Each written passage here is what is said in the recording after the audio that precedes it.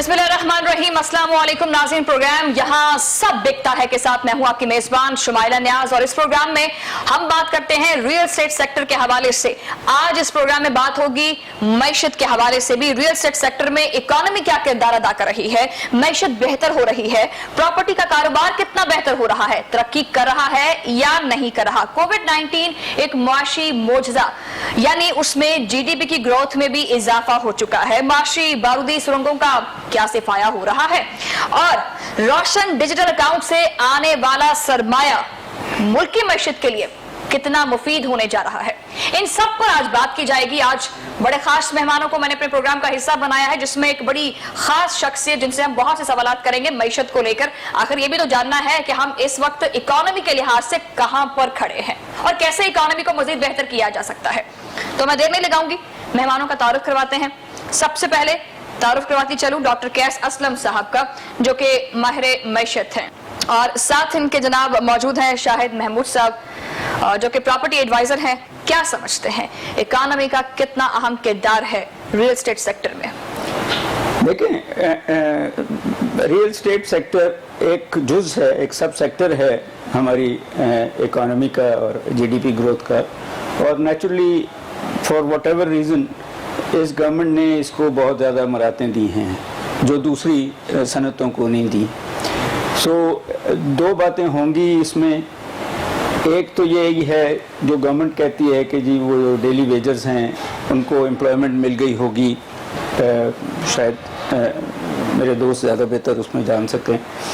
और दूसरा ये है जो हम पहले बात कर रहे थे कि जो स्मॉल फार्मर्स की एग्रीकल्चर लैंड है शहरों के पास, वो चली जाएगी हाउसिंग सोसाइटीज़ में और आपको फूड स्केर्सिटी का आने का है। और उसमें मैं एक और बात भी कह दूं कि ये लोग जो स्मॉल फार्मर्स हैं जिनसे थोड़े पैसों में ख़रीद ली जाती हैं ये हाउसिंग सोसाइटीज़, उसके बाद उनके बच्चे क्या करते हैं? क्या वो भीख मांगते हैं? क्या उन्हीं घरों में वो काम करते हैं? ये अभी तक हमने कोई डेटा नहीं कलेक्ट किया in the context. But in the end of things जो बात आप कर रही हैं उसमें जो जब तक, क्योंकि हाउसिंग सोसाइटी या कंस्ट्रक्शन इंडस्ट्री को एक मरात और दी गई है जिसका जो है कि ब्लैक मनी नहीं पूछा जाएगा अभी तक। सो जब तक इस मुल्क में ड्रग फाइनेंसिंग है और जब तक इस मुल्क में करप्शन का पैसा है वो पाक हो जाएगा और ये इकोनॉमी का एक अच्छा बड़ा हिस्सा बन जाएगी। वरना एक शरीफ आदमी 1.5 करोड़ रुपए का 5 मरले का घर नहीं खरीद सकता। और बैंक भी शायद उसको इतना मदद नहीं करते। ये नई स्कीम में तो शायद बैंक्स दे दें जो इमरान खान साहब कर रहे हैं, मगर ये मेरे प्रोग्राम नहीं, आप मुझे काइंडली, क्योंकि ये जो जब तक वाला सिस्टम है ना, ये तो पिछले 70 सालों में नहीं आया। जी, मैं यही कह रहा हूँ ना कि दिस इज ऑल कि इकोनॉमी में जो जिस पैसे ने लगना था इंडस्ट्री में या और सेक्टर्स में वो पैसा पार्क हो जाएगा। सो यस, एम्प्लॉयमेंट जनरेट कर जाएगा थोड़े अरसे के लिए, ग्रोथ एक सर्टन सेक्टर जिसके साथ अलाइंड वो कहते हैं कि 40-49 इंडस्ट्रीज हैं, उनकी ग्रोथ हो जाएगी सर्टन अरसे के लिए। बट ये वॉक्ड है इकोनॉमी के लिए। असल तो इंडस्ट्रियलाइजेशन है, असल तो ये है कि हम एक्सपोर्टेबल प्रोडक्ट्स बना के बेचें तो फिर इकोनॉमी जो है उस लेवल पे रॉबस्ट होगी जिस लेवल पे हम चाहते हैं। जी अच्छा शाहिद साहब, ये जो खला है बीच में कैसे पुर किया जा सकता है रियल एस्टेट सेक्टर और इकोनॉमी के बीच में? देखें, हमारे दोस्त बड़ा अच्छा तजिया कर रहे थे, लेकिन उसमें कुछ चीज़ें ऐसी हैं जो रियलिटी से मैच नहीं करती। इशू ये है कि कोई भी गवर्नमेंट जब तक, जिस तरह देखें मराद दी गई हैं कंस्ट्रक्शन इंडस्ट्री को, पैकेज दिया गया है, ज़रूरत भी थी उसकी, जब तक आप किसी इंडस्ट्री को उस तरह से मराद नहीं देते वो नहीं चलती है। पाकिस्तान में अलमिया ये है कि कोई किसी भी तरह की एक्सपोर्ट पॉलिसी नहीं बनाई जाती अच्छी तरह से, या उसको जो इंडस्ट्रियलाइजेशन हमने करनी है अपने मुल्क की बका के लिए उस पर फोकस नहीं किया जाता। अब एक फैक्टर जो मैं बताना चाह रहा हूं कि हमारे बहुत ज़्यादा भाई ओवरसीज़ पाकिस्तानीज जो अब्रॉड काम करते हैं, उनकी एक रेमिटेंस आती है और उसी रेमिटेंस की बेस करती है आपकी इकॉनमी। बहुत बड़ा एक उसका फैक्टर है, और वो लोग यहाँ पर इंडस्ट्री लगा नहीं सकते। जो हमारा कल्चर है, जितनी यहाँ करप्शन है या जो मामलात हैं, जितना एक इंडस्ट्रियलिस्ट को तंग किया जाता है, तो उस पर तो ये आउट ऑफ क्वेश्चन है कि इंडस्ट्री का कोई ओवरसीज पाकिस्तानी सोचे। मेरे पास इंफॉर्मेशन है कि बहुत सारे लोग आए, उन्होंने आकर ट्राई भी की, कोशिश बहुत स्ट्रगल की, लेकिन यहाँ का जो हमारा कल्चर है डिपार्टमेंट्स के अंदर, वो उनको प्रमोट नहीं करता। इस वजह से वो इंडस्ट्री कभी प्रमोट हो नहीं पाई। और यही एक वाहिद अब सेक्टर है जिसमें पोटेंशियल है, जिसकी वजह से आपको रेमिटेंस आती है और हमारा मुल्क चल रहा है। अगर ये रेमिटेंस ना आए तो मेरा ख्याल है कि हमारे लिए बहुत ज्यादा प्रॉब्लम्स क्रिएट हो सकती हैं। ये डॉक्टर साहब कैसे रेमिटेंस आप दे सकते हैं इसमें रियल एस्टेट सेक्टर में? देखिए, रेमिटेंसेस तो इन दी कॉन्टेक्स्ट 2-3 वजह से आ रही हैं ना। अब तो बड़ी इसलिए हैं कि अब FATF की वजह से हम वो मेन चैनल्स शायद गवर्नमेंट ने को मरातें भी दी हों। एक तो यह है कि लोग अपनी फैमिलीज को सपोर्ट करने के लिए भेजते हैं, जो गल्फ के लोग हैं। दूसरा ये जो है वो जिसना अभी बताया जा रहा है कि वो इन्वेस्टमेंट करना चाहते हैं, मगर इन्वेस्टमेंट जो है वो क्योंकि और सेक्टर्स में मुश्किल है। और आज ही की खबर है कि आपकी जो फॉरेन डायरेक्ट इन्वेस्टमेंट है वो 39.6% से नीचे गिरी है। सो इसका मतलब ये है कि उसका फॉरेन डायरेक्ट इन्वेस्टमेंट, बेशक वो पाकिस्तानी हो या नॉन पाकिस्तानी हो, उनकी इन्वेस्टमेंट का इंटरेस्ट इस मुल्क में कम है। और उसकी वजह अभी बता दी गई है, और शायद प्रॉफिटेबिलिटी भी उस तरह ना हो। और तीसरा, अब ये जो डिजिटल अकाउंट्स खोले हैं गवर्नमेंट ने, उसकी वजह से ये बड़ी है, शायद 1 बिलियन की तरफ चली गई है। तो इन दी कॉन्टेक्स्ट ये सवाल सिर्फ इतना है कि क्या वो वापस आने के लिए ये इन्वेस्टमेंट कर रहे हैं, या ये इन्वेस्टमेंट इसलिए कर रहे हैं कि आज से कुछ साल बाद वो इसको बेचेंगे। यही दो वजह होती है ना कि रियल एस्टेट में इन्वेस्टमेंट करने की। वो तो की इसलिए जाती है, बिल्कुल सही बात है जी। तो अब but at the same time yes, मैं एग्री कर जाऊंगा इस बात पे कि हाँ, एक खास हिस्सा जो घर बन के खरीदे जाएंगे वो ओवरसीज खरीदेंगे, पाकिस्तानी जो घर बनेंगे अभी वो ओवरसीज खरीदेंगे। यही बात कर रहे हैं ना ये। अच्छा, तो मैं ये एग्री कर जाता हूँ, मगर एक मेजर हिस्सा जो है वो वही है जो पार किया जाता है ब्लैक मनी को। अच्छा, इस हमारे रियल एस्टेट में। और ये एक अगर मुझे याद है तो मुशर्रफ के जमाने में भी ये बड़ी थी और अभी भी बड़ी है but in the end of things ये ट्रेड ऑफ होता है कि आप इंडस्ट्री से निकाल के या एग्रीकल्चर से निकाल के एक और सेक्टर में डाल दें, उसमें तो इन्वेस्टमेंट हो जाए। इकोनॉमी को बूस्ट नहीं मिल रहा, आपने इकोनॉमी को टू सम एक्सटेंट बूस्ट बिल्कुल मिल रहा होगा, क्योंकि आप उसमें डेवलपमेंट कर रहे हैं, आप ईंटें ले रहे हैं, आप सीमेंट ले रहे हैं, आप लोहा ले रहे हैं, और ऐसी प्लास्टिक भी होगा और बहुत सारी इंडस्ट्रीज लिंक्ड होंगी, बिल्कुल बूस्ट मिल रहा होगा और वो एम्प्लॉयमेंट भी मिल रही होगी। मगर मैंने जो कहा वो ये कहा कि एक्सपोर्टेबल इस वक्त हमें चाहिए, हमें वैल्यू एडेड गुड्स नए चाहिए, हमें लाइट इंजीनियरिंग सेक्टर चाहिए, हमें केमिकल सेक्टर चाहिए, जो हम चीज़ों को वैल्यू ऐड करके दुनिया को भी बेच सकें और अपने भी वो जो इंपोर्ट करते हैं चीज़ें उनको सब्स्टिट्यूट कर सकें। बिल्कुल सही, हमें वो सेक्टर चाहिए। हम प्रोवाइड कर सकेंगे ये सेक्टर? जी बिल्कुल, ये पाकिस्तान में इस मामले में बहुत पोटेंशियल है। और देखें, कोई भी कारोबारी इंसान जो है वो जब जहां उसको प्रॉफिट नज़र आता है, वो हमारा इंडस्ट्रियलिस्ट हो, वो हमारा स्टॉक ब्रोकर हो, वो हमारा लैंडलॉर्ड हो, वो वहां पर इन्वेस्ट करता है। आपके सामने एग्जांपल है, जहां तक भाईजान बात कर रहे हैं मैं उसको आंसर करना चाहूँगा। देखें, गुजारिश ये है कि रियल इस्टेट पर जब कदगन लगाया गया, बैन किया गया, बड़े सख्त टैक्सेस लगाए गए और बड़ा एक रिजिड किस्म का एक सिस्टम इंप्लीमेंट किया गया, तो क्या हुआ? लोगों ने सारा पैसा गोल्ड में इन्वेस्ट करना शुरू कर दिया। जिस ब्लैक मनी की ये बात कर रहे हैं, वो डेफिनेटली हर मुल्क में होता है, और वहाँ कोई ना कोई उसको पाक करने का कोई ना कोई तरीकाकार मौजूद होता है, और वहाँ अपॉर्चुनिटीज़ प्रोवाइड की जाती हैं। मैंने IMF की रिपोर्ट्स को स्टडी किया, मैंने FATF की रिपोर्ट्स को, एशिया पैसिफिक को, मैंने उनकी रिपोर्ट्स को स्टडी किया। दुनिया भर में ब्लैक मनी को या अनडिक्लेयर्ड अमाउंट को पाक करने के लिए डिफरेंट स्पेसेस हैं। लाइक अगर आप यूरोप में चले जाएं तो कैसीनोज हैं, अफ्रीका में चले जाएं तो आपको गोल्ड मिलता है, आपको डायमंड्स और प्रेशियस स्टोन्स हैं। पाकिस्तान में, दुबई में, टर्की में आपको रियल एस्टेट मिलती है। तो ये पूरी दुनिया में है, ये हमारा सिर्फ प्रॉब्लम नहीं है। बिल्कुल सही। अच्छा नाज़रीन, पाकिस्तान की GDP मुआशी तरक्की के तकरीबन 4% तक बढ़ने का दावा किया गया है। हकीकत या अदाद शुमार का ये हेर फेर है या हकीकत में भी कुछ है, ये बताएंगे आपको ब्रेक के बाद।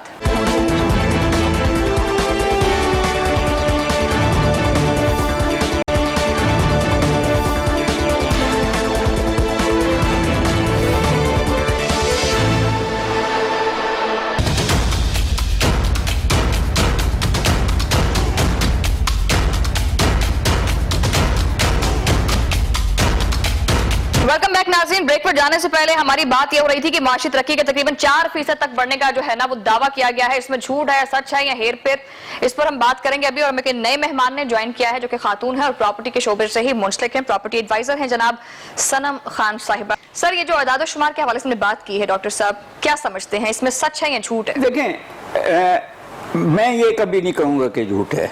सिर्फ जो कैलकुलेशन का फॉर्मूला उन्होंने यूज़ किया है वो प्राइस एनहांस है कि पिछले 2020 से जो प्राइसेस थी गुड्स की और अब जो प्राइसेस ली हैं उसका जो फर्क है वो 4.9 समथिंग लगता है। और इन दैट कॉन्टेक्स्ट ये इन्होंने इन्फ्लेशनरी, जिसको CPI को कहते हैं, कंज्यूमर प्राइस इंडेक्स, को ले लिया है। अगर हम इसमें GDP डिफ्लेटर या रियल को लेंगे तो शायद ये डिफ्लेट हो जाए और कम हो जाए, मगर वो जब तक इकोनॉमिक सर्वे नहीं आता एक्चुअल फिगर में आइडिया होगा। हाँ जी, बट इन द एंड जो बात ये है कि एग्रीकल्चर जिसमें जो कोविड-19 से बचा हुआ है, मुझे तो वहाँ ग्रोथ नजर आनी चाहिए थी, वहाँ 2 पॉइंट समथिंग आई है।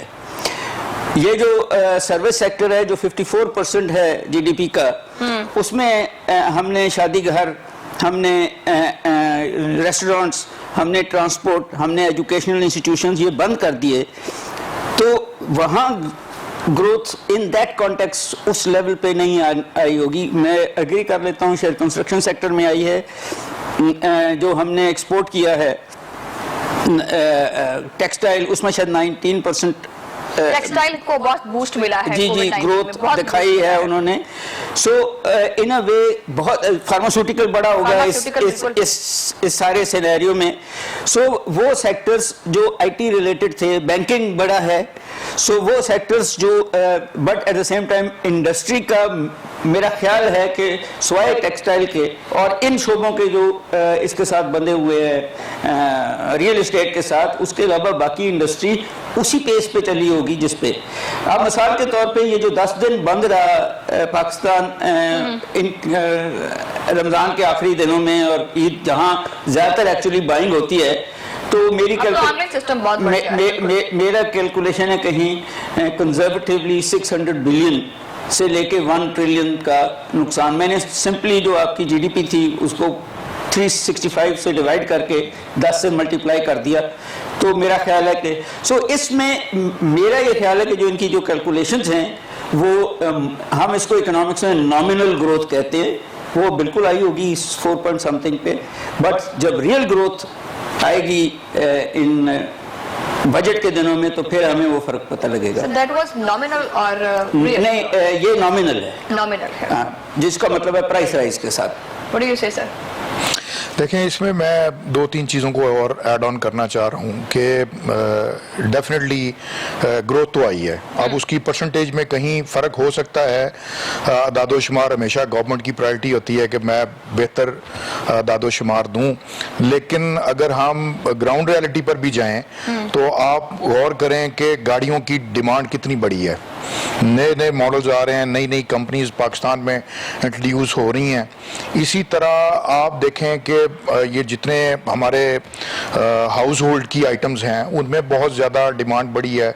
आपके एसी के यूनिट्स हैं, आपकी अदर इस तरह की रेलेवेंट चीज़ें हैं, उनके पास अगले 2 साल के ऑर्डर्स हैं। और बेरोजगारी भी बहुत बड़ी है। बेरोजगारी बिल्कुल बड़ी है। वो तो चूंकि आप लॉकडाउन करते हैं तो उससे फर्क पड़ जाता है, अदरवाइज जितना पैसा आ रहा है, जितनी इकोनॉमी हमारी रेमिटेंस से बेहतर हो रही है, उसमें आपके पास इतने लोगों के पास ऑर्डर्स हैं घरों के या उसके अप्लायंसेस के, अदर रेलेवेंट इंडस्ट्रीज के, कि अगले 2 साल के लिए, 1.5 साल, कोई इंडस्ट्री 1 साल के लिए पैक है। सही। अच्छा सनम जी, मैं आपकी तरफ आना चाहूंगी, कंस्ट्रक्शन के हवाले से बात करेंगे। क्या समझती हैं कि कंस्ट्रक्शन में इस्तेमाल होने वाले मटेरियल में आगे जाके फ्यूचर में कमी होगी या कीमतें बढ़ेंगी? बढ़ ही रही है फिलहाल तो। देखिए, मैंने 24 साल पहले घर बनाया, मेरा घर बना टोटल 3 लाख में, 7 लाख का प्लाट था। आज वही प्लाट 5 करोड़ का है। अच्छा। अगर मैं अभी सेल करती हूँ तो मेरा 5 करोड़ का घर सेल होता है। मैं अपनी मिसाल दे रही हूँ, मैं बाकियों की नहीं दे रही। तो उस पर कॉस्ट कितनी आती है? अगर आप 5 करोड़ का सेल करती हैं तो उस पर कॉस्ट कितनी आती है बनाने में? 3 करोड़ का प्लाट लेंगे आप, उस पर 1 करोड़ रुपया डेफिनेट लग जाता है। आप अच्छा मटेरियल इस्तेमाल करते हैं। अगर ठेकेदार बनाता है तो वो तो आपको आए बाई शाई करके दे देगा, और वो दरारें पड़ जाएंगी। 6 माह के अंदर दरारें पड़ जाती हैं। तो आगे आप समझती हैं कि आगे फ्यूचर में जाके कीमतें और बढ़ेंगी? तो इसका मतलब है कि रियल एस्टेट सेक्टर जो है ना, वो मजीद डॉलर के साथ चलते हैं। ये डॉलर की कीमत आपको 6 7 आपको कह देते हैं, लेकिन जब डॉलर की कीमत नीचे आती है तो उस वक्त कीमतें कम नहीं होती। तो जो 5 करोड़ का घर है आप दे रही हैं, 5 मरले का है? 1 कनाल का। 1 कनाल का? जी। ठीक है। तो वो कौन खरीदेगा? क्योंकि पैसे तो इतने आम बंदे के पास नहीं होते। नहीं, बहुत पैसा है पाकिस्तान में। जितना पैसा है तो दुनिया में कहीं नहीं है। तो फिर बेघर अफराद क्यों हैं? कि पैसा नहीं है। मुझे ये बताएं, लॉकडाउन हुआ, कोई फर्द भूखा सोया? नहीं, वो तो जिनके पास पैसा है वो नहीं सोए ना। गरीब भी नहीं सोए, ये गलत बात है। मैंने जनरल स्टोर चलाया, जनरल स्टोर पे जो गरीब बंदा, जो जिसको कहते हैं झोपड़ी वाले, वो भी 5-5 हजार के नोट लेके आते थे। कोई बंदा 1000 का नोट नहीं लाता। तो कहाँ से पैसे लेते हैं वो? 5-5 हजार कहाँ से लेते थे ये मैं उनके अंदर तो नहीं घुसी हुई। हाँ, नहीं फिर भी कुछ आपको क्या कारोबार करते होंगे वो, क्योंकि लॉकडाउन लगा हुआ है, सारी चीजें बंद हैं, फेरी वाला काम पे नहीं जा रहा है, दुकानें बंद हुई पैसे हैं उनके पास, पैसे हैं। तो रियल एस्टेट सेक्टर मतलब गरीबों के लिए, गरीब भी उसको अफोर्ड कर सकता है? नहीं, जो आजकल के हालात है उसमें नहीं कर सकता। आजकल घर नहीं खरीद सकता, मतलब सनम जी घर नहीं खरीद सकता। सही। और ये कहें कि जी किसी सोसाइटी में ले लें, किस्तों में ले लें, तो ये एक फ्रॉड है। अच्छा शाहिद साहब, जिस तरह से बाहर की कंट्रीज के अंदर जो सोसाइटीज बनती हैं उसमें 10% 15% जो है ना वो वेलफेयर के काम भी होते हैं, वो अपने लोगों को कंपनसेट करते हैं, लो बजट वाले लोगों को कंपनसेट करते हैं, जिनकी सैलरीज कम है कंपनसेट करते हैं। क्या हमारे पाकिस्तान में हाउसिंग सोसाइटीज इस फार्मूले पे अमल कर रही हैं या नहीं कर रही? नहीं कर रही, बिल्कुल भी नहीं कर रही, और इसके ऊपर कोई तवज्जो नहीं है। एक्चुअली देखें होता क्या है कि ये एक वेलफेयर का काम तो स्टेट का काम है, और जब आप प्राइवेट शोबे में आते हैं तो उसके लिए तो एक बिजनेस है।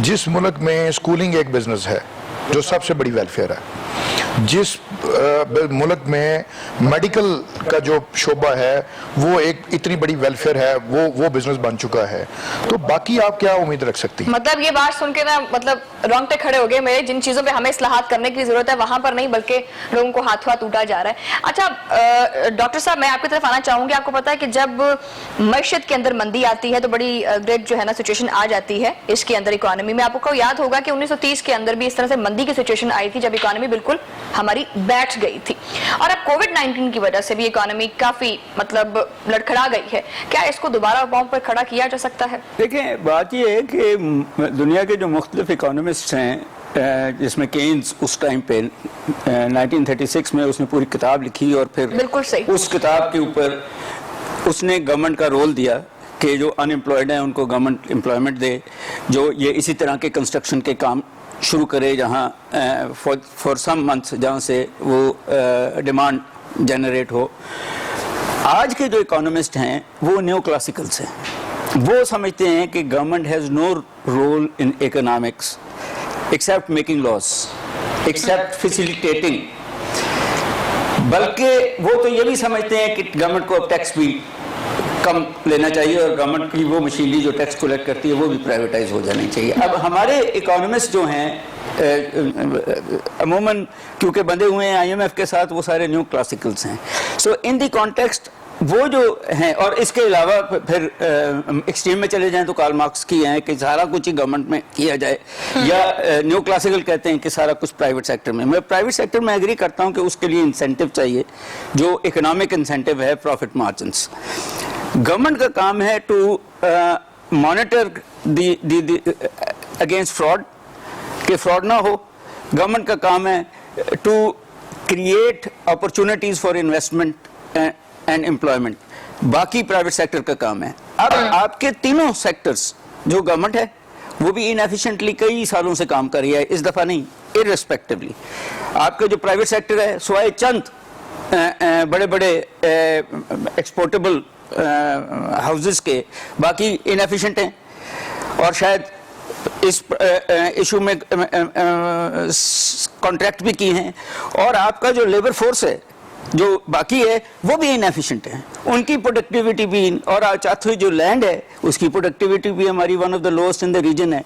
तो जब आपने हमारी पिछले 50-60 सालों में किसी गवर्नमेंट ने भी ना हमारी लैंड प्रोडक्टिविटी पे कोई ध्यान दिया है, ना हमारी एजुकेशन और स्किल्स इन्हांसमेंट पे कोई ध्यान दिया है, ना हमारी एंटरप्रेन्योरियल एंड मैनेजरियल स्किल्स पे स्वाय चंद प्राइवेट यूनिवर्सिटीज़ के कोई ध्यान दिया है, और ना ही कैपिटल जिसमें फाइनेंस भी है और जिसमें मशीनरी और टेक्नोलॉजी भी है कोई ध्यान दिया है।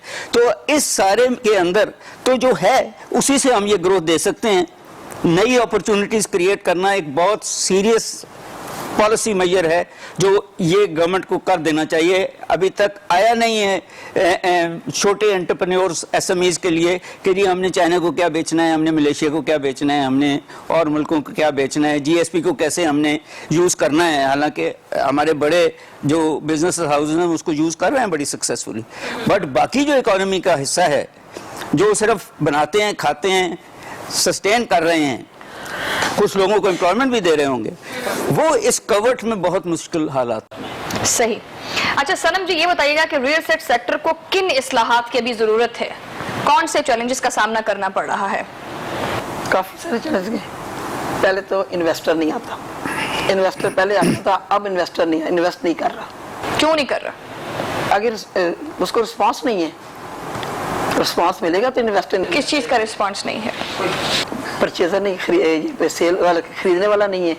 अच्छा, करेगा तो फिर अभी तो सुनने में आ रहा है कि फला सोसाइटी में बड़ा काम हो रहा है, बहुत सी निजी सोसाइटीज हैं जहाँ पर काम हो रहा है, बड़े अच्छे जनरल सेल परचेज चल रही है, वो बस बातों बातों में ही हो रहे हैं। अच्छा, इसीलिए फिर रियल एस्टेट वाले को स्लैश फ्रॉडिया कहा जाता है, बस पैसा पकड़ा और भाग गए। यहाँ पे क्या हो रहा है, प्रॉपर्टी आपकी है, पेपर मेरे पास है, खरीद बेच कोई और रहा है। प्राइसेस इतनी जंप कर गई हैं, नई नई सोसाइटीज बन रही हैं, तो वो क्यों बन रही हैं? ये फ्रॉड नहीं है। देखें, सब कुछ फ्रॉड नहीं होता, मिक्सअप होता है। हर मुल्क में ऐसे है, हमारे थोड़ा सा कुछ कहीं कम है, कहीं ज़्यादा है। अभी आप नेम लें, आप डिफरेंट हाउसिंग सोसाइटीज़ का इतना सक्सेसफुली बिके हैं और उनके ऊपर आज ऑन चल रहा है, लोगों का इंटरेस्ट मौजूद है, चीज़ें बन रही हैं और डिलीवर भी हो रही हैं। इंटरेस्ट है लोगों का, लोगों के पास पैसा भी है। जो आप पीछे 5-6 साल पीछे चले गए। मेरी गुजारिश सुन लें। देखें, घर भी बिक रहे हैं, प्लॉट्स भी बिक रहे हैं, लोगों का इंटरेस्ट भी है, लोग प्रॉपर्टी में इन्वेस्ट भी कर रहे हैं। जहां तक बात है फ्रॉड की, तो देखें इदारे मौजूद हैं, वो लोगों को एजुकेट भी करते हैं, अखबारात में इश्तिहारात भी आ जाते हैं कि जी ये सोसाइटी फ्रॉड है, इसमें ना जाएं, इसमें ऐसे अपने आप को सेव करें। तो वो भी हम अब अपनी जिम्मेदारी खुद पूरी नहीं करते, हम खुद अपनी आंखें बंद रखते हैं। हमें खुद चाहिए कि हम अपनी ज़िंदगी की जमा पूंजी कहाँ खर्च कर रहे हैं उसका पूरा हम रिकॉर्ड चेक करें, उसका मैकेनिज्म है पूरा, बट हम खुद आंखें बंद कर लेते हैं। उसकी वजह से हमें प्रॉब्लम आती है। पाकिस्तान पाकिस्तान में लोगों ने जहां पर खुद से अंधा एतमाद किया है वहीं पर प्रॉब्लम आई है। जब आप लीगली अपने आप को विजिलेंट रखकर चलते हैं तो फिर आप सिक्योर होते हैं और सारा कुछ फ्रॉड नहीं है। बैरिया में लोगों ने बहुत, ठीक है, कुछ इक्का दुक्का केसेस आते हैं लेकिन उन्होंने डिलीवर किया है। हर सोसाइटी ने डिलीवर तो किया है। देखिए, और हर सोसाइटी शोबे में भी है। प्रॉब्लम है। पाकिस्तान क्या, दुनिया में कोई ऐसा शोबा नहीं होता। आप फार्मास्यूटिकल को स्टडी कर लें, वहां इश्यूज निकल आएंगे। आप टेक्सटाइल को स्टडी कर लें, वहां तो इश्यूज चेक एंड निकल आएंगे। बैलेंस कैसे किया जा सकता है? देखिए, ये इदारों का काम है। जो तो इदारे इसका डॉक्टर साहब काम कह नहीं रहे थे, ये अलमिया है। असल जो बात करने वाली है वो ये है कि जो गवर्नमेंट आती है, पूरी दुनिया ने सबक सीख लिया। आप देखें, टर्की में प्रेसिडेंट साहब को आज कितने साल हो गए हैं, वो रिपीट कर रहे हैं। उनके थिंक टैंक्स ने ये रियलाइज कर लिया कि बार बार लोगों को चेंज करके मुल्क तरक्की नहीं कर सकता। आप रशिया की मिसाल ले लें, आप चाइना देख लें, आप इंडिया ले लें। अमेरिका में कोई प्रेसिडेंट आता है, ये बदकिस्मत था डोनाल्ड ट्रंप, वरना उससे पहले हर प्रेसिडेंट ने 2 टेन्योर पूरे किए हैं। आप जर्मन चांसलर को देख लें, एंजेला को, वो चौथी मरतबा वो बन गई, चांसलर बन गई है। लोगों को रियलाइज हो गया। यानी जो हमारे सोसाइटी में या हमारे पाकिस्तान में ये होता है कि जिसके पास 4 आने हैं या जिसके घर में खाना पीना खुला है, उसके बाद फिर बहुत ही आएगा, और जो गरीब है वो गरीब तर होता जा रहा है, अमीर अमीर तर होता जा रहा है। अब इसके बाद, क्योंकि यहाँ पे मुझे ब्रेक भी लेनी है, ब्रेक के बाद हम बात करेंगे कि जो वज़ीर-ए-आज़म हाउसिंग स्कीम के अंदर जो कर्जे फराहम किए जा रहे हैं, 3% से 5% तक लोन दिया जा रहा है, और उनमें जो है वो कुछ शराइत भी रखी गई है। उन शराइत में कितनी नरमी करके एक आम आदमी को रिलीफ दिया जा सकता है, इस पर बात करेंगे ब्रेक के बाद।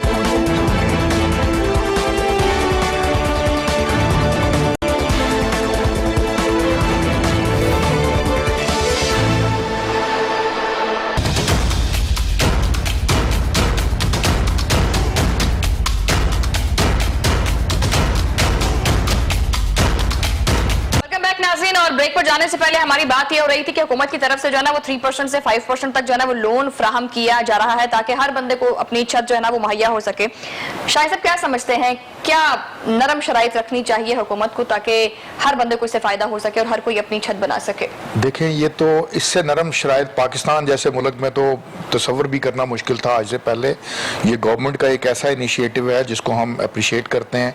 इससे लोगों के लिए आसानी पैदा हुई है कि वो एक बेघर लोग जो, और बहुत बड़ा तबका था पाकिस्तान में, जो इसका एनालिसिस है, सालाना 10 लाख घरों की कमी है, जिसको ओवरकम करने के लिए एक्चुअली प्राइम मिनिस्टर ने 50 लाख घरों का विजन दिया था कि एक साल में 10 लाख घर लोगों को मिलने चाहिए, और उस पर बहुत तेजी से काम हो रहा है। और मैं समझता हूं कि ये गवर्नमेंट का बहुत पॉजिटिव एक इनिशिएटिव है, इसको कंटिन्यू होना चाहिए। और फर्दर अगर प्राइम मिनिस्टर साहब इसमें कंट्रीब्यूट कर सकते हैं, बैंक्स को हदायत जारी कर दें, अगर इसमें और इसका इंटरेस्ट रेट कम समझते कि इसमें अमेंडमेंट की जरूरत है, क्योंकि जो शराइत रखी गई है वो इतनी आसान नहीं है? नहीं, वो एक लेजिस्लेशन की हद तक तो, या इंसेंटिव देने के लिए लोगों को नरम शराइत रखना, तो ये तो बहुत जरूरी है। बट देखें, जब आपका एक जो लोनिंग सेक्टर है वो तो आपके प्राइवेट बैंक्स हैं, तो प्राइवेट बैंक्स को भी तो आपने प्रोटेक्ट करना है। जब तक आप उनको प्रोटेक्ट नहीं करेंगे वो कैसे लोन देंगे? तो उनकी प्रोटेक्शन भी जरूरी है, वरना हाल ये होगा कि नवाज शरीफ दौर में येलो कैब्स चली थी और वो लोगों ने गबन करके उनका मिसयूज हुआ था और लोगों ने पैसे नहीं दिए थे, और लोगों ने उनके पेंट चेंज करके उनको घरों में लॉकअप में बंद कर दिया और गवर्नमेंट को पैसा नहीं मिला। तो इस तरह भी नहीं होना चाहिए ना। हमारी कौम फिर उसका मिसयूज भी करती है। उसको बैलेंस रखने के लिए बैंक्स अपना भी तो आउटपुट देते हैं और उनके लिए वो जरूरी है। मैं समझता हूँ कि उनकी प्रोटेक्शन भी जरूरी है। डॉक्टर साहब, हम पाकिस्तान में कैसे और कितने जो है ना वो अफोर्डेबल यूनिट्स जो है वो बना सकते हैं जिसमें हर किसी को बेनिफिट हो सके? देखिए, जब फैसला कर लिया हो तो सबके लिए बना सकते हैं। क्वेश्चन 2-3 बहुत इंपॉर्टेंट हैं इसके अंदर। पहली बात तो ये है कि ये जो गवर्नमेंट की पॉलिसी ये आवाम के लिए नहीं है, ये लो इनकम लोगों के लिए है। हर कोई नहीं इस घर को खरीद सकता है। वो जो प्रूव करेंगे कि जिनके पास गाड़ी नहीं है, जिनके पास टेलीफोन नहीं है, जिन्होंने कोई फॉरेन टूर नहीं किया, इस किस्म की शर्तें रखी हुई हैं कि जो अदरवाइज प्राइवेट कंपनियों से खरीद सकते हैं, उनके लिए ये स्कीम नहीं है। दूसरी बात ये है कि इसमें जो अमेंडमेंट होनी चाहिए, कि मेरा ये ख्याल है कि 33% औरतों के लिए होनी चाहिए, यंग लोगों के लिए। बिल्कुल सही। मेरा ये ख्याल है कि 10% अपाहजों के लिए और मजदूरों के लिए होनी चाहिए इसमें।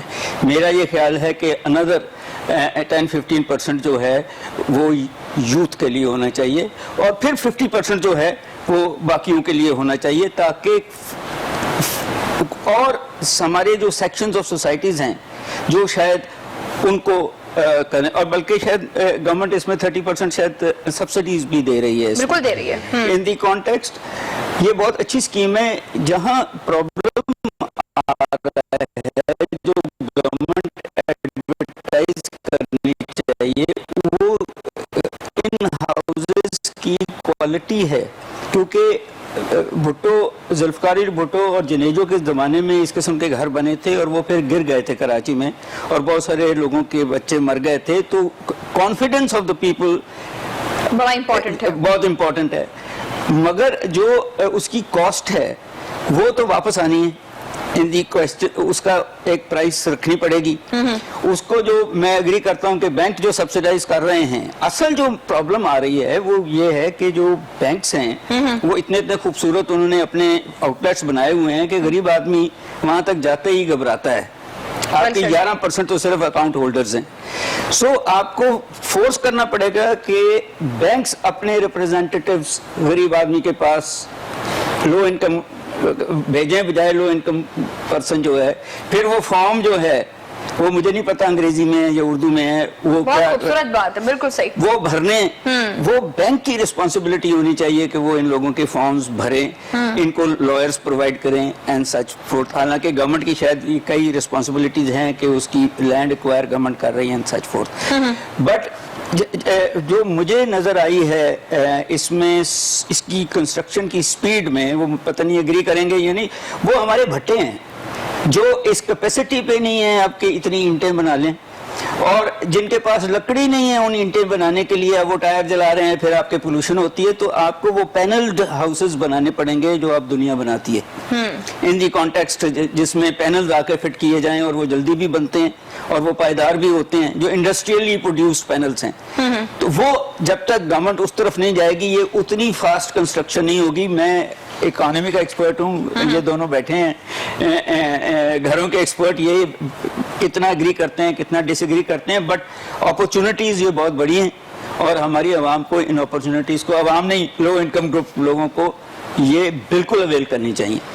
लोगों के पास अपना एक घर हो जाए, उनके बच्चे एक छत की तरफ हो जाएं, तो ये बहुत बड़ी, और एग्री के 1 मिलियन छत पर ईयर इतने चाहिए हमें, बिल्कुल छतों की जरूरत तो है। ये तो शायद 50,000 अभी बन रहे हैं, तो 1 मिलियन तक तो पर ईयर, तो ये बहुत इंपॉर्टेंट है। और बट एक और इम्पोर्टेंट है कि इनका EIA भी होना चाहिए, इन्वायरमेंट इम्पैक्ट असेसमेंट, कि वो जो लैंड है वो कहीं एग्रीकल्चर तो नहीं है, वो जो लैंड है वो इससे ज़्यादा प्रोडक्टिव तो नहीं है, वो जो लैंड है उस पर वो जो बायोडाइवर्सिटी है वो तो नहीं इम्पैक्ट हो रही, क्योंकि आज की दुनिया अब उसको भी इतना ही इम्पोर्टेंस देती है जितना किसी को घर। बिल्कुल सही। अच्छा सर, कितने पुरुमीद हैं, क्या ये मनसूबा कोलैप्स तो नहीं कर जाएगा? फायर तकमील तक पहुंच तो नजर आ रहा है आपको? नहीं, 100% तो ये जो प्रोजेक्ट है ये कंप्लीट नहीं हो पाएगा, क्योंकि इतनी पाकिस्तान में अभी कैपेसिटी नहीं है, और जो हमारा प्राइवेट सेक्टर है वो अभी इंटरेस्ट नहीं ले रहा। सिवाय चंद एक ग्रुपों के या बड़े अच्छे जो डेवलपर हैं वो भी उन्होंने अपना नाम और अपने कुछ अपने मामलात को ठीक करने के लिए, प्राइम मिनिस्टर को खुश करने के लिए कुछ ऐसे प्रोजेक्ट्स लेकर आए हैं, कुछ थोड़ा सा उन्होंने हिस्सा डाला है। बेसिकली तो ये प्रोजेक्ट्स जितने भी हैं ये गवर्नमेंट की अपनी, वो प्रोविंशियल गवर्नमेंट है या फेडरल गवर्नमेंट है, उसकी लैंड्स के ऊपर बन रहे हैं, और ये ज़्यादातर वर्टिकल में बन रहे हैं। लाहौर में कुछ साइट्स हैं, जिस तरह LDA सिटी में इन्होंने शुरू किया, इधर हमारे DHA फेज 10 के साथ इन्होंने शुरू किया हुआ है, इस्लामाबाद में काफ़ी साइट्स हैं। लेकिन एक इनिशिएटिव है, होप करते हैं कि ये सिलसिला आगे तक भी जारी रहना चाहिए। गवर्नमेंट्स आती हैं जाती हैं, ये सिलसिला दुनिया भर में चलता रहता है, लेकिन आवाम की भलाई के लिए इस तरह के प्रोजेक्ट्स वेलफेयर के, वो चाहे हेल्थ है, वो चाहे रेजिडेंस है, वो चाहे ट्रांसपोर्टेशन है, ये चलते रहना चाहिए। सर, हाई राइज बिल्डिंग का क्या कॉन्सेप्ट समझते हैं आप? Do you think high rise buildings जो है ना वो एक बेहतर किरदार अदा कर सकती हैं इकोनॉमी में? देखें, बात यह है कि हमारा जो प्रॉब्लम है ना कि स्पेशली पंजाब में, I don't know other provinces, एक हमारी साइकी है कि जी जमीन अपनी होनी चाहिए, छत अपनी। हाँ, छत तो अपनी जगह। तो जब हाई राइज में जाते हैं तो तीसरी चौथी पांचवी मंजिल पे ये क्वेश्चन उठ जाता है कि जी नीचे वाला तो ओनर है हम ओनर नहीं हैं। ये ऐसा ही। साइकी को बदलना बहुत ज़रूरी है। But at the same time सारी दुनिया, जिनमें चाइना भी है, जिनमें अमेरिका पहले था, जिन्होंने अब स्काई स्केपर्स बनाए, तो ये आज की जो पॉपुलेशन का जो आपके ऊपर स्पेशली यूथ का जो है, उनके लिए अपार्टमेंट्स चाहिए। आबादी का फैलाव भी तो बढ़ता जी जा जी, रहा वो है। उसी को करने के लिए स्पेशली अगर आपने जॉइंट फैमिली सिस्टम को तोड़ के अब सिंगल जो है यूनिट मदर फादर 2 चिल्ड्रन की तरफ जाना है, तो 2 room apartment 3 room apartment specially labour class को आपको, और वो सिर्फ हाई राइज पे ही हो सकता है। हमें अब उस कॉन्सेप्ट जो है हॉरिजॉन्टल ग्रोथ से निकल के अब वर्टिकल ग्रोथ की तरफ बिल्कुल चले जाना चाहिए। प्रॉब्लम और जगह है, प्रॉब्लम LDA के कानून है, और प्रॉब्लम यह है कि आपका जो फायर ब्रिगेड, काफी बेनिफिट दे रहा है फायर ब्रिगेड जो है वो 6वीं मंजिल से ऊपर नहीं जा सकता ऐसा ही है। जब तक आप उसकी चेंजेस नहीं लाएंगे। आप ये कहीं ना कहीं इसकी रिस्ट्रिक्शन आपके सर पे आएगी। मैं बताता हूँ आपको। जी हिंदी सर। कॉन्सेप्ट को देखें, सर ने बड़ी अच्छी गुफ्तगू की है, इसमें बड़े अच्छे वैलिड पॉइंट्स हैं। जो फायर फाइटिंग सिस्टम है उसको इम्प्रूव होना चाहिए। LDA की जहाँ तक इन्होंने बात की, LDA ने बहुत ज़्यादा इम्प्रूव किया है और बड़े अच्छे जो बायलाज हैं वो इंट्रोड्यूस करवाए हैं, लोगों को उन्होंने अपॉर्चुनिटीज़ दी हैं। अब आप एक नाल के प्लॉट के ऊपर 150 फीट की हाइट तक जा सकते हैं, कोई इतना उसमें कोई वो LDA में अप्रूवल के लिए कोई इशू भी नहीं आता। अच्छा, इसमें 2 चीज़ों को मैं आपको बताना चाहता हूँ कि अनफॉर्चुनेटली हमारे जो मुल्क में कल्चर है वो ये है, आप गुलबर्ग की मिसाल ले लें जहां हम बैठे हैं, बड़े लेविश किस्म के एक अपार्टमेंट्स का कल्चर इंट्रोड्यूस करवाया जा रहा है। अच्छा, उसी पैसे में जहां आपने 1 बेड का अपार्टमेंट लेना है, आपको 5 मरले का इंडिपेंडेंट 3 बेड हाउस मिल जाता है। इसलिए या तो ये इसको सक्सेसफुल करना है तो आप वो लो कॉस्ट अपार्टमेंट बनाने पड़ेंगे। ये लग्जूरियस अपार्टमेंट्स का यहाँ कोई कल्चर नहीं है, ना हो सकता है, because this is not an international city. Lahore देखें आप, इस्लामाबाद या कराची के साथ अभी हम लाहौर को नहीं मिला सकते। ना हमारा शहर जो है वो टूरिज्म के लिए सूटेबल है, ना यहाँ से कोई एक्सपोर्ट होती है, ना यहाँ पर कोई ट्रेड है। तो यहाँ पर तो लोग डोमेस्टिक फ्लाइट्स चलती हैं या इंटरनेशनल लोग आते हैं और जाते हैं, बस इतना ही काम है। तो इस तरह के एनवायरनमेंट में इस तरह की सोच को लेकर जाना, हाँ, ये जो वर्टिकल की बात है ये है कि आप अपने ग्रीन एरियाज को डिस्टर्ब ना करें। ग्रीन एरियाज को आप सिक्योर कर लें और वर्टिकल में जाएं, लेकिन उसके लिए प्रॉपर एक प्लानिंग के साथ चलें। उस प्लानिंग के तहत लोगों को लो कास्ट आप अपार्टमेंट्स देंगे तो डेफिनेटली ये आबाद हो जाएंगे। अभी हम जहां नजर दौड़ाते हैं अपार्टमेंट्स बने हैं लेकिन खाली पड़े। बड़ी खूबसूरत और शफाफ तरीन गुफ्तगू की है कि हमारी ये जो शहर है ये ऐसा नहीं है कि हर कोई इसके अंदर लेविश किस्म का लाइफस्टाइल अफोर्ड कर सके। देखें, मैं अगर मेरे प्लॉट की प्रॉपर्टी की 3 मरले के प्लॉट की वर्थ है 40 लाख रुपया, तो मैं 40 का आप घर नहीं तो नहीं देंगे दे ना। सकता ना। तो देखें, वो तो डिपेंड करता है, हमें रैशनल होना पड़ेगा कि जो प्लॉट प्राइस है उसके मुताबिक ही उसके घर की प्राइस निकलेगी। तो जो जिसका लो कॉस्ट है उसको डेफिनेटली अब फ्लैट उसको में से करोड़ का आउटस्कर्ट्स में फ्लैट जाना है। पड़ेगा। करोड़ पर 2-2 करोड़ का फ्लैट है, लोग कहते हैं नहीं जी, ना छत अपनी ना जमीन अपनी, दरमियान में हम नहीं लेते। हालांकि अदर कंट्रीज में ऐसा नहीं होता। ऐसा नहीं होता। ऐसा नहीं होता।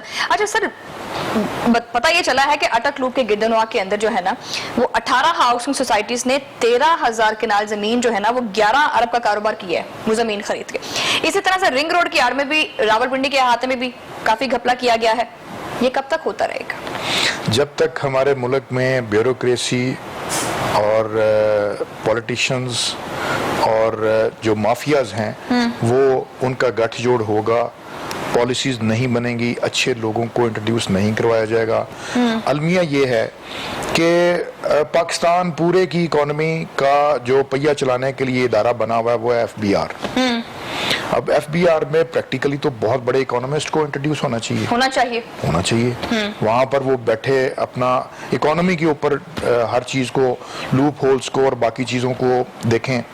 लेकिन बदकिस्मती से मेरा बहुत आना जाना रहा FBR में, अभी भी हमारी मीटिंग्स होती हैं, तो वहां पर वो नॉन प्रोफेशनल लोग भी मौजूद हैं। जहां प्रोफेशनल है वहां नॉन। तो जो पॉलिसी मेकर्स हैं, जब आप उन्हीं लोगों को सियासी बुनियादों पर बिठा देंगे तो आप मुझे बताएं कि उसका क्या रिजल्ट निकलेगा। डॉक्टर साहब इस पर ज्यादा अच्छी एक्सप्लेनेशन दे सकते हैं। डॉक्टर साहब, ना इदारा ठीक है, देखिए ठीक है, ना हुकूमत ठीक है, ना आवाम ठीक है, जिधर जिस बंदे को बिठाना चाहिए उधर वो बंदा नहीं है, ठीक है, मतलब क्या सिस्टम चल रही है? देखें, पहली बात, पहले सवाल का जवाब पहले दे दूं, फिर ये दूसरे का। एक लॉ जो जापान ने बनाया था, हमें भी बना देना चाहिए कि विंडफॉल गेन्स, ये कि सड़क किधर से हो गई या पानी का 100% टैक्स, कि आपको कोई फायदा नहीं होगा, हुकूमत को उस विंडफॉल का फायदा होगा। तो ये फिर ये जो है कि जी सड़क इधर बदल दी या उधर बदल दी, ये बंद हो जाएगा जब आपको पता है कि इसका फायदा जो है वो हुकूमत को वापस जाएगा। दूसरी जो बात आपने ये की है कि देखें, बात ये है कि मेरा ये ख्याल है कि अनफॉर्चुनेटली 19वीं सदी की इंस्टीट्यूशंस और 19वीं सदी की सोच और लीगल लॉज से हम 21वीं सदी में नहीं जा सकते। ये बहुत ज़रूरी है कि अब आउट ऑफ द बॉक्स सोचना होगा और उस पर एक्ट करना होगा। बात यह है कि अब मुझसे ना पूछिए कि 2130 में कैसी दुनिया होगी, आपसे पूछना चाहिए जो उस वक्त एक ऐसी जगह पे होंगे जिन्होंने फैसले करने हैं। हम जब तक अपनी यूथ से नहीं पूछेंगे कि आपको अगली दुनिया कैसी चाहिए, हम पिछली सोच से ही सोची जा रहे हैं। यूथ को तो और चक्करों में लगाया हुआ है। सवाल मेरे पास अभी और भी बहुत से थे, लेकिन प्रोग्राम का वक्त शायद साहब खत्म हो गया है। लेकिन वही बात आ जाती है, बड़े अफसोस के साथ ये कहना पड़ता है कि पिछले कुछ 70-80 सालों में हम इस्लाहात ही नहीं कर पाए। हमारे पास लोग ही नहीं है, जिस इदारे में जिनको लगाना चाहिए वो बंदा ही नहीं है। बस इस मुल्क का तो फिर अल्लाह ही हाफिज है। मेहमानों का शुक्रिया अदा करूंगी। शाहिद साहब बहुत शुक्रिया, डॉक्टर साहब आपका भी बहुत शुक्रिया, सनम जी आपका भी बहुत शुक्रिया। अल्लाह करे कि प्रॉपर्टी थोड़ी और नीचे आ जाए ताकि मैं भी कोई प्लॉट खरीद सकूं। नाज़रीन, इसी के साथ ही प्रोग्राम का वक्त भी खत्म होता है। आपसे मुलाकात होगी अगले प्रोग्राम में, तब तक के लिए अल्लाह ने के बाद।